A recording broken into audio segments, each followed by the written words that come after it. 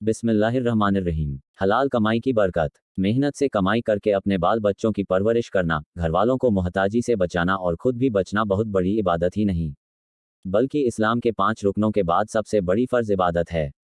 कुरान व हदीस में इसके बारे में सख्त ताकीद आई है। अल्लाह पाक फरमाता है, हमने तुम्हें ज़मीन पर रहने के लिए जगह दी और उसी में तुम्हारे लिए रोज़ी बनाई। सूरह आराफ और सूरह हज में फरमाया, और हमने तुम्हारे लिए वहाँ रोज़ी के साधन बनाए और उन्हें भी रोज़ी दी जिनको तुम खिला पिला नहीं सकते थे। सूरह बकर में फरमाया, हज के मौके पर भी तुम्हें अपनी रोज़ी तलाश करने में कोई गुनाह नहीं। रोज़ी को अल्लाह पाक ने अपना फ़ज़ल भी करार दिया और हुक्म दिया अल्लाह से उसका फ़ज़ल मांगो। सूरह निसा। इन आयतों का मतलब यही है कि इंसान दुनिया में फैल कर रोज़ी तलाश करें और अपनी मेहनत और कोशिश से अल्लाह की बिखेरी हुई रोटी को जमा करें, खुद भी खाएं, घर वालों की परवरिश करें और दूसरों को भी खिलाएं। कुरानी आयतों के अलावा हदीसों में भी इसकी सख्त ताकीद आई है। अल्लाह के रसूल फरमाते हैं, हलाल रोज़ी कमाना फ़र्ज़ इबादतों के बाद सबसे अहम फ़र्ज़ है। क़यामत के दिन जिस तरह आदमी से फ़र्ज़ इबादतों के बारे में पूछा जाएगा, उसी तरह रोज़ी के बारे में भी हिसाब लिया जाएगा।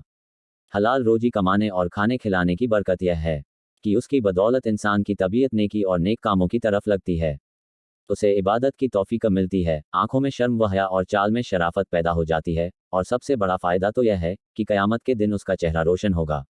हलाल रोज़ी कमाने वाले और इस सिलसिले में पेश आने वाली तकलीफ़ों को बर्दाश्त करने वाले अल्लाह से इनाम पाएंगे और उन्हें जन्नत का घर रहने को मिलेगा, जबकि हराम रोज़ी कमाने खाने वाले बड़े घाटे में रहेंगे। पहली बात तो ये कि उन्हें इबादत की तौफीक नहीं मिलेगी। अगर कोई हराम कमाई करने वाला इबादत करेगा तो उसकी इबादत कबूल नहीं होगी। अल्लाह के रसूल ने फरमाया, अगर किसी ने 10 रुपए का कोई कपड़ा खरीदा और उसमें 1 रुपया भी हराम कमाई का होगा, तो जब तक वह कपड़ा बदन पर रहेगा उसे पहनकर नमाज पढ़ेगा तो नमाज कबूल नहीं होगी। हजरत अबू बकर सिद्दीक रदियल्लाहु अन्हु का बयान है, अल्लाह के रसूल ने फरमाया, हराम रोजी से पलने वाला बदन जन्नत में नहीं जाएगा। हराम रोजी से पलने वाला गोश्त तो जहन्नम का ही हकदार है। जो लोग लूट खसोट, बेईमानी, चोरी, रिश्वत वगैरह जैसे नाजायज़ व हराम तरीकों से कमाई करते हैं और उनके बच्चों को पालते हैं, वह दुनिया व आखिरत में गुनाहगार व सजा के हकदार है। ऐसे लोगों की दुआ कबूल नहीं होती। यही वजह है कि कुछ लोग शिकायत करते नजर आते हैं कि बरसों से दुआ मांग रहा हूं, कबूल नहीं हो रही है। इसकी वजह यही है कि पेट में हलाल रोजी नहीं पहुंच रही है, या कोई एक लुकमा ही किसी अपने पराये के पेट में चला गया जिसकी नहुसत से दुआ कबूल नहीं हो रही है।